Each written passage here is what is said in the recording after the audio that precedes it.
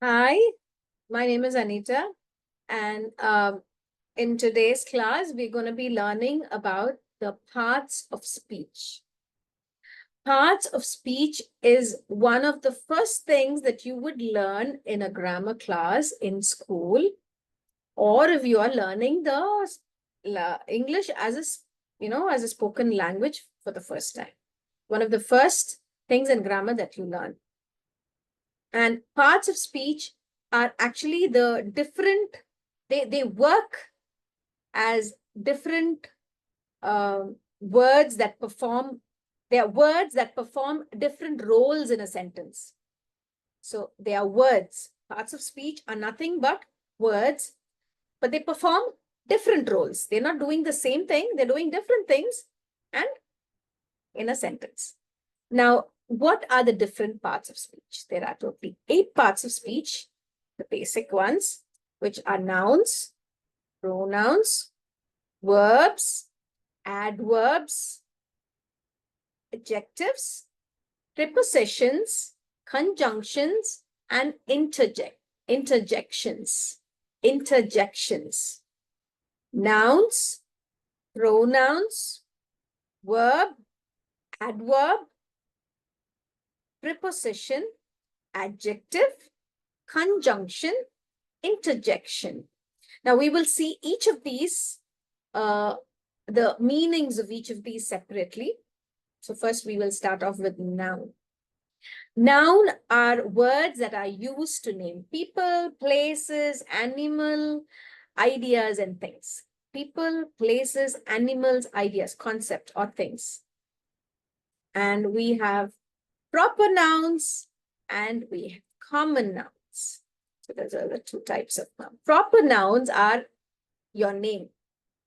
Common noun is you're a girl. So you're a girl is there are lots of girls around. There are hundreds of girls. So that's common.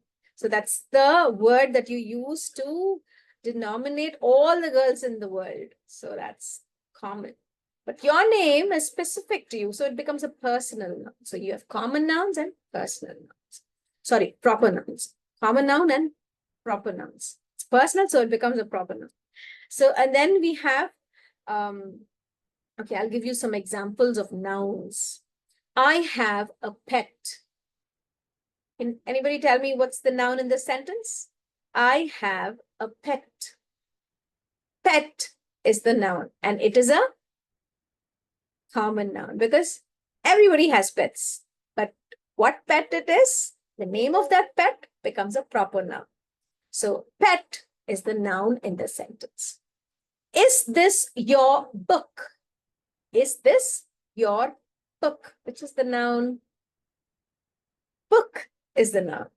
It's the name of a object. And in the first, it was an animal. Pet is an animal. Okay. He is my brother. Which is the noun? Brother is the noun. Person, name of a person. And brother is again common.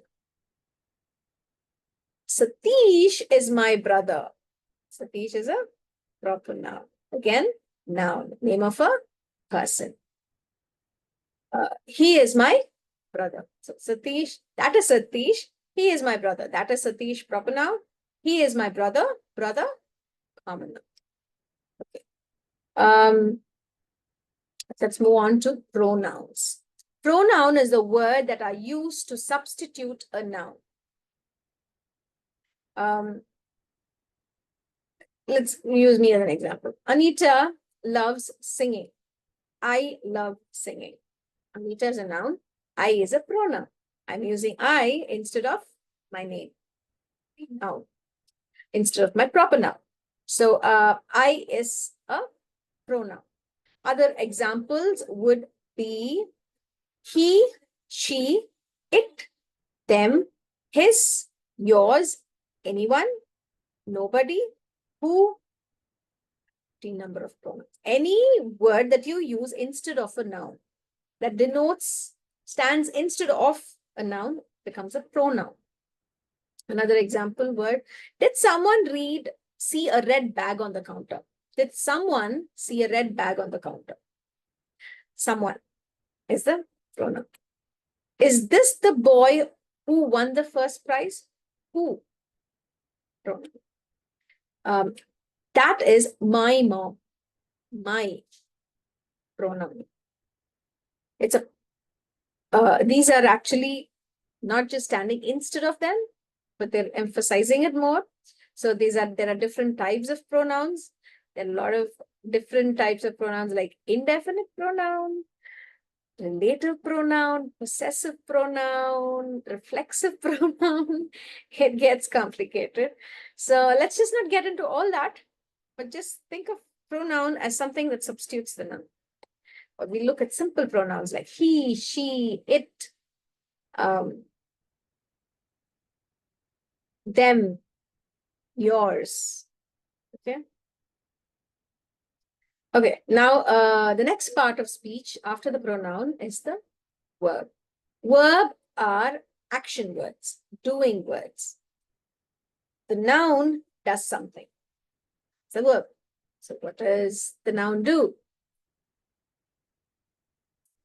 Anita was singing in the class. Anita is a noun, proper noun. Was singing. What was she doing? She was singing. Was singing is the verb. What was she doing? The answer to that becomes the answer to, which is the verb, was singing. Okay, so she plays cricket every day, which is the verb. She is pronoun. What is she doing? She's playing cricket. Playing is the verb. Darshana and Arul are going to the movies. Darshana and Arul are going to the movies. What is Darshana and Arul doing? Are going. Are going is the verb. And then we have the next part of speech as the adverbs.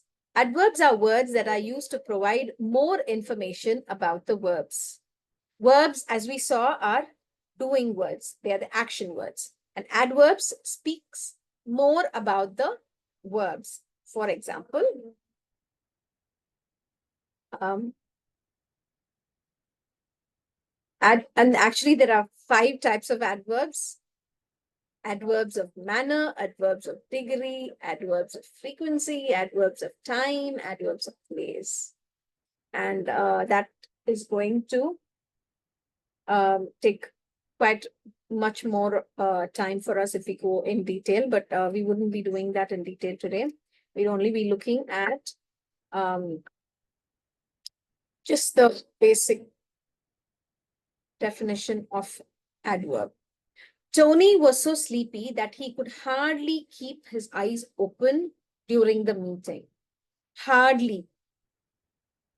How was he able to keep his eyes open? He was hardly able to. So it talks more about the verb, adverb.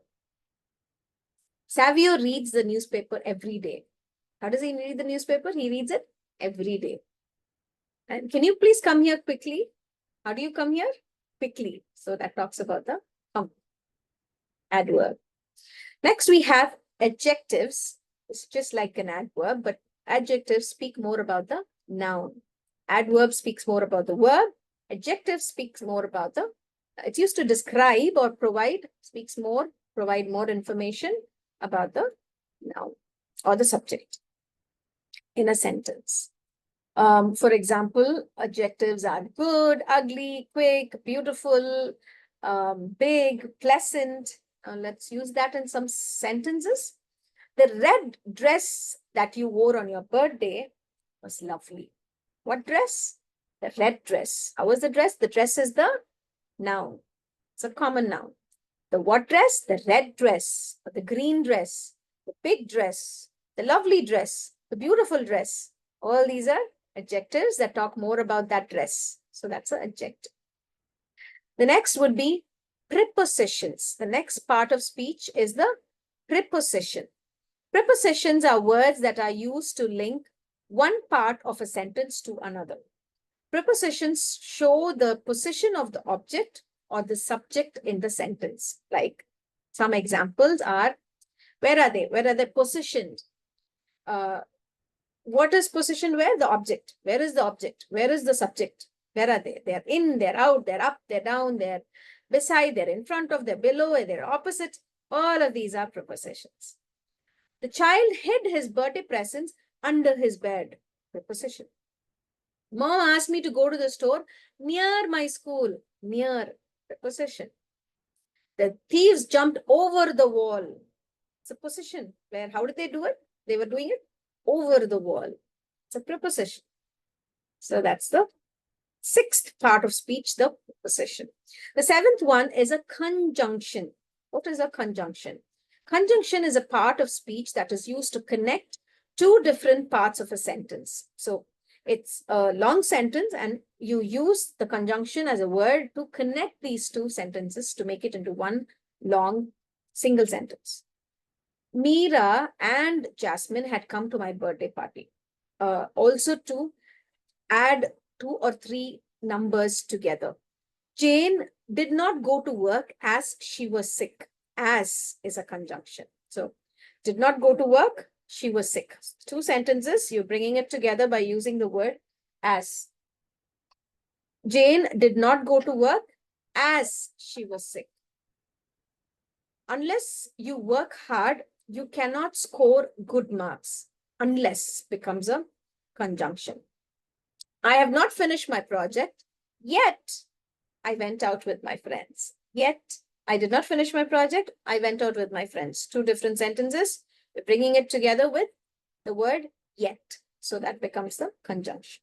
Now for the final part of speech, which is the interjection, these are words that are used to convey strong emotions or feelings.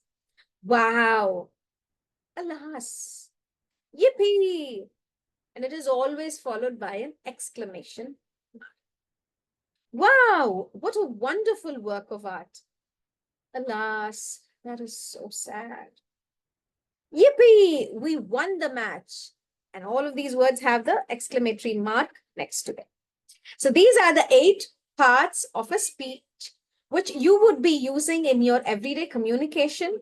So look forward to you being able to recognize them, know what their functions are, and to be able to use them in that way. Happy learning!